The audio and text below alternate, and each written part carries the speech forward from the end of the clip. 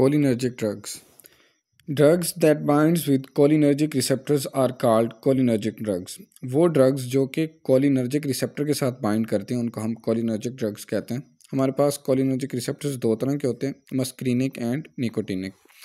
अब हम बात करते हैं क्लासिफिकेशन ऑफ कोलिनर्जिक ड्रग्स की। इसमें हमारे पास दो तरह की ड्रग्स होती हैं, एक एगोनिस्ट्स होती हैं और दूसरी एंटागोनिस्ट। यहाँ पे हम बात करेंगे कोलिनर्जिक एगोनिस्ट्स की, जो कि कोलिनर्जिक रिसेप्टर्स के ऊपर बाइंड करके उसकी एक्टिविटी को बढ़ाएंगी। तो उसमें हमारे पास आ जाती हैं direct acting and indirect acting. Direct acting में हमारे पास ये वाली जो है ड्रग्स आ जाती हैं, आपने इसका स्क्रीनशॉट ले लेना।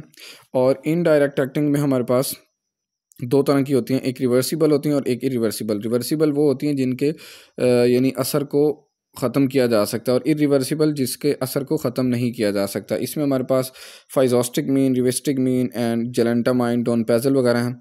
और इरिवर्सिबल में इकोथायोफेट।